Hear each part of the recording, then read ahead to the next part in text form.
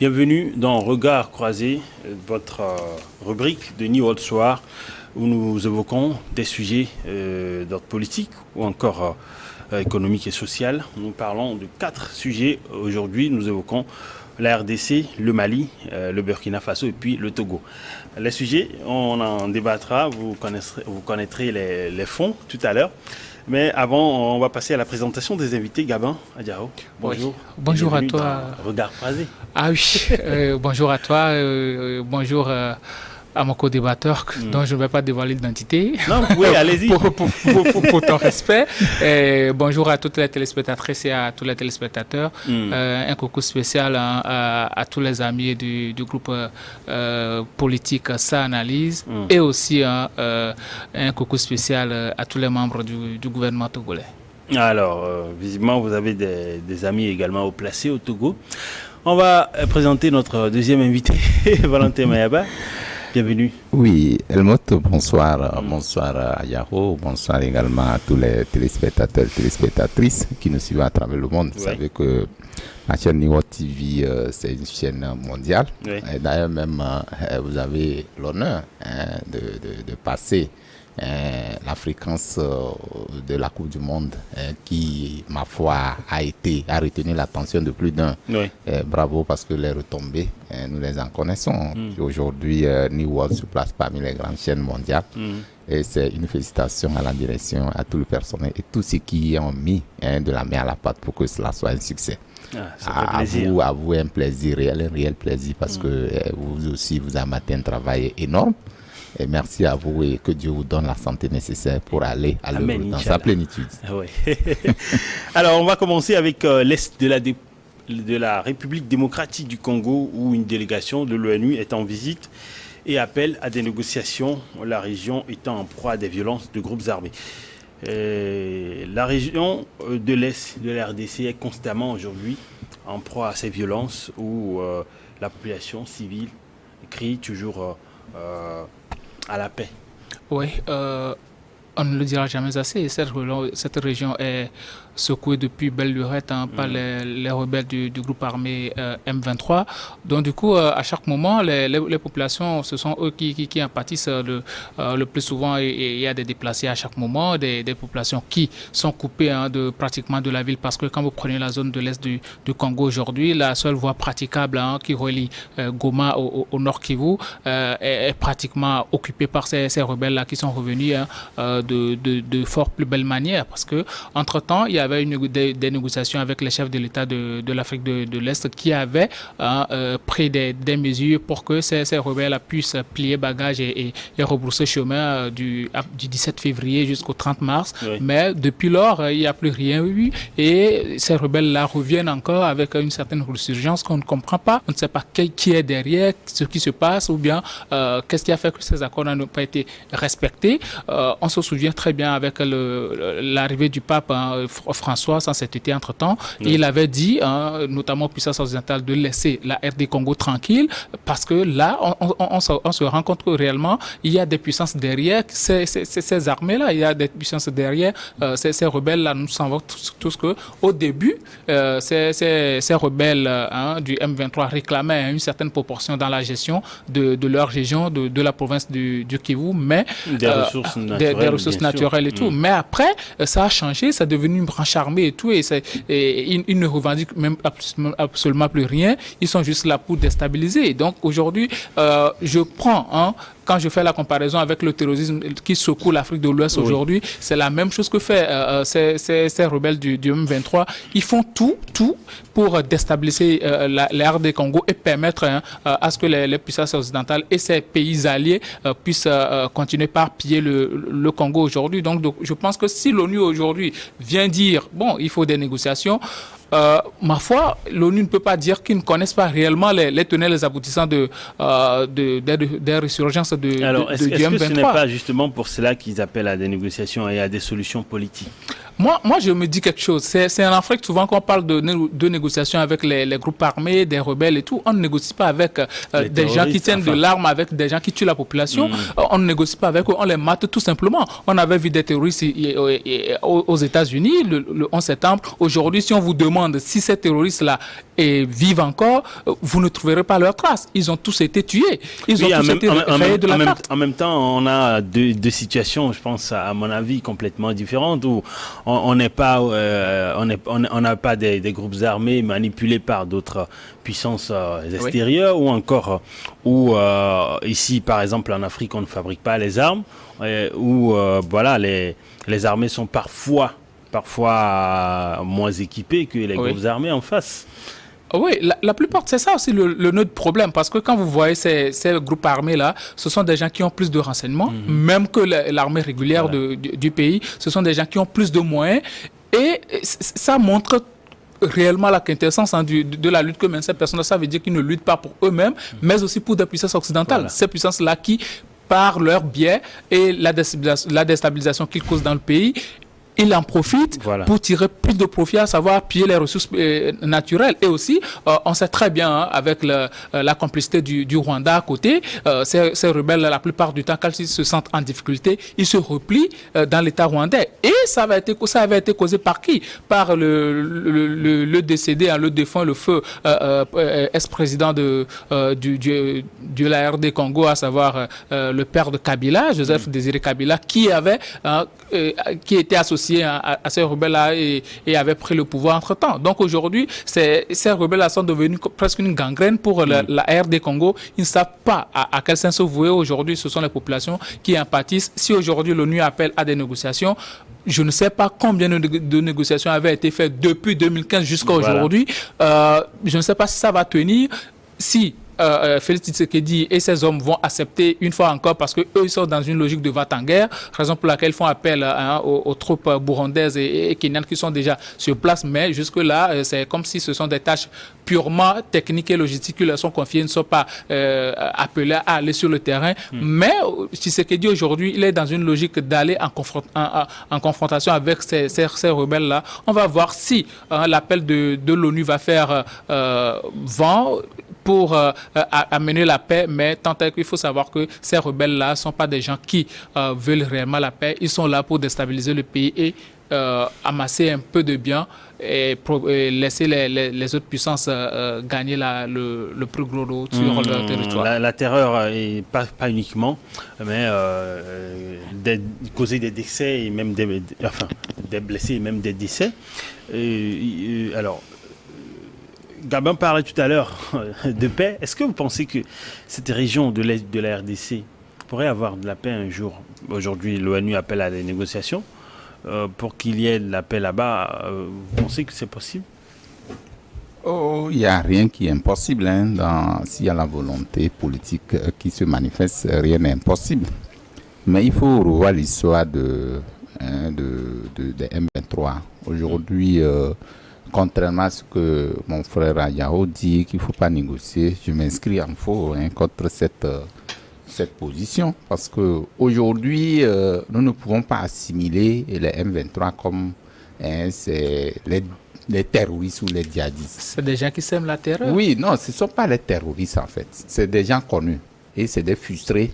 C'est entre-temps, c'est des gens qui n'ont été négligés par le pouvoir. C'est des gens qui, ma foi, réclamaient certains trucs. C'est des gens qui ont fait aussi l'armée. À moins que je sois moins informé, je pense que et même les terroristes ou encore les djihadistes ont toujours des revendications. Oui, bon, en fait, c'est des revendications pas visibles. C'est-à-dire qu'aujourd'hui, par exemple, quand un terroriste ne pourra jamais te dire pourquoi il tue.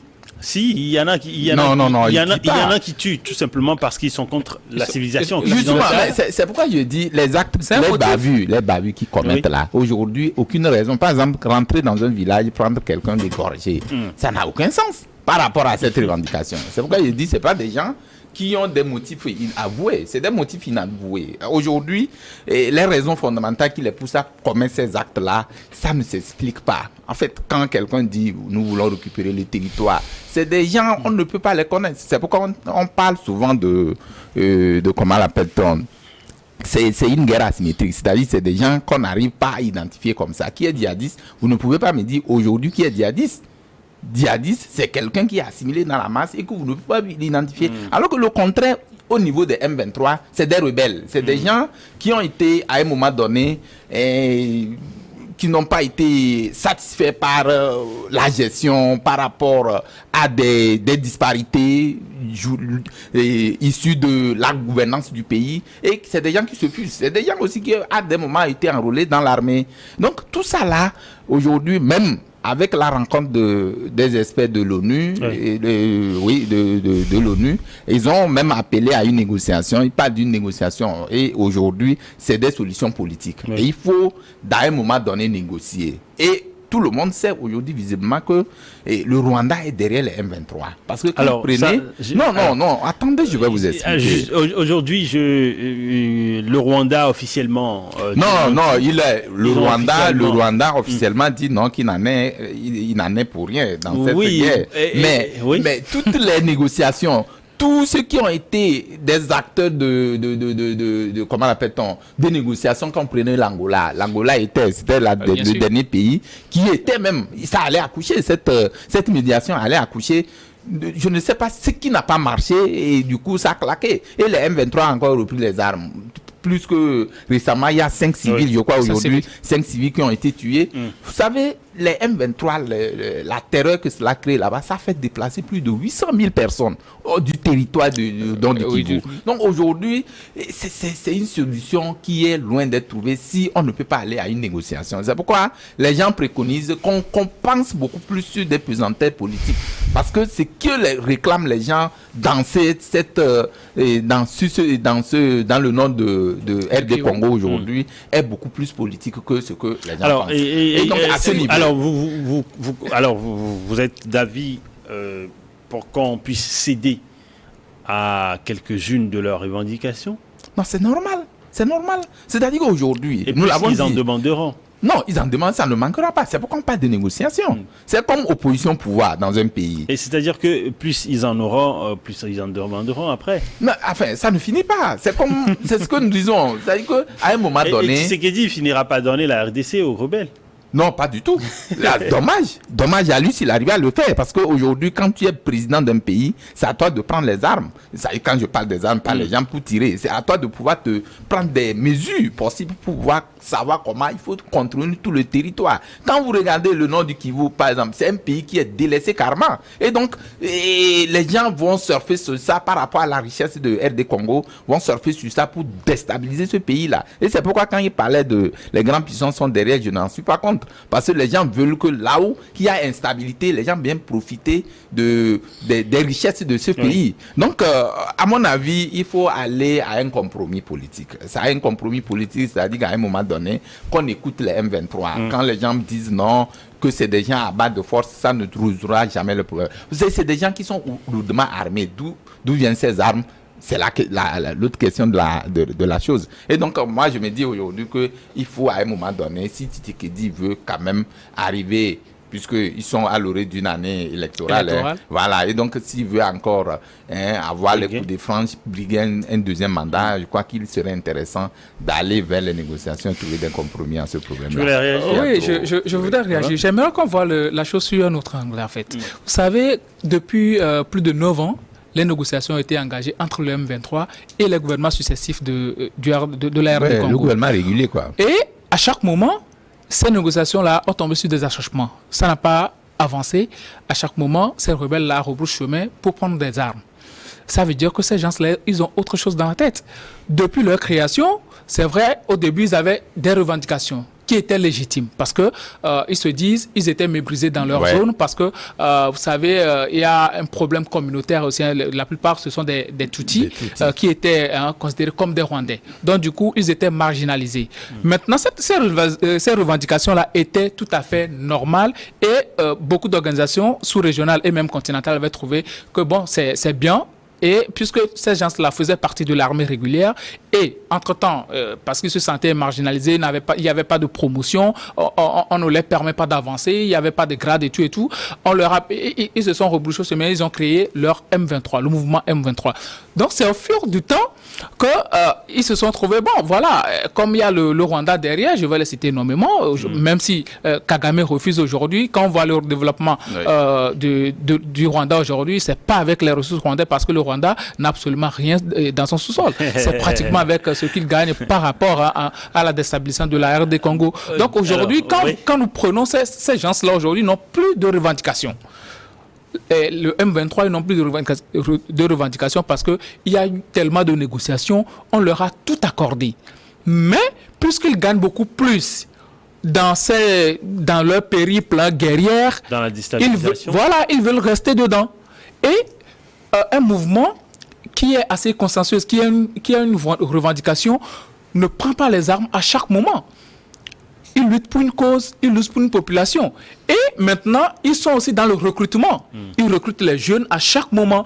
Tu les vois aujourd'hui, ils peuvent être à 200, bien 250, mais on va dire, bon, ils ont tué 50 ou bien 25, mais après, ils reviennent à 300.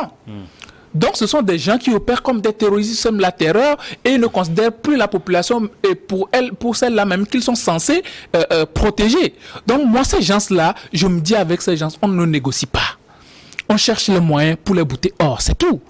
C'est tout. Sinon, on va aller de négociation à négociation, ça va rester toujours comme ça. C'est comme les femmes au Tchad. Ces gens-là, à chaque moment... Parce que quand on dit qu'il manque de moyens, c'est des gens qui sont marginalisés et tout. Aujourd'hui, ils ne sont plus marginalisés. Ils ont pris une certaine proportion de la population et ils ont les moyens, au vu des armes qu'ils ont, au vu des moyens du territoire qu'ils couvrent aujourd'hui. Ce sont des gens qui sont immensément riches. Ils se sont enrichis. Ces chefs de guerre-là se sont enrichis aujourd'hui. Donc, je pense que ce sont des gens avec qui toute négociation doit cesser et aller en confrontation pour les mater. C'est tout simplement ce que moi je dis. Que ce serait annoncé... signer l'arrêt de mort des populations du nord, de cette région de la RDC. Parce que la délégation, elle a fait quoi? Je pense 3 jours. Et après des études sur le terrain, s'ils ont préconisé cette solution politique. Il l'avait déjà fait. Oui, mais bon, vous savez, les réalités sur le terrain, aujourd'hui, on fait un débat sur un plateau. Mais les réalités sur le terrain, c'est complètement différent. Et je pense que si l'ONU a pu proposer cette solution, on devrait l'accepter par excellence. Oui, non, c'est là je dis, je suis d'accord avec les experts de l'ONU. Aujourd'hui, tout ce que nous voyons, ce n'est que la face cachée de l'iceberg. Les gens qui vont, ils tuent, tout ça là. Derrière, il y a un réel problème. Ce réel problème, c'est pourquoi nous disons que il y a des puissances qui voudraient justement qu'il y ait cette instabilité pour pouvoir profiter de la richesse de RD Congo. Mais ce que nous disons, quand on parle d'une solution ou d'un compromis ou d'une négociation politique, c'est de mettre les balises, en fait, de s'asseoir, discuter réellement de quoi il s'agit par rapport à la gouvernance. C'est de ça il s'agit. Aujourd'hui, les gens, même les experts de l'ONU, quand ils sont arrivés, ils ont vu que même les rebelles là ne sont que des marionnettes. C'est des gens qu'on utilise. Derrière, il y a les puissances qui sont manipulées. On ne peut pas aller de va-t-en-guerre avec ces personnes-là, parce que ça ne finira jamais. Il faut, à un moment donné, trouver une solution, peut-être un faire profil bas, en discutant, en se mettant d'accord, en laissant même ce qui motive les M23 à prendre les armes. Il faut chercher la racine. Et quand vous dites que non, qu'ils ont tout aujourd'hui, on va observer la pause. On revient dans un instant pour la deuxième partie de Regard Croisé.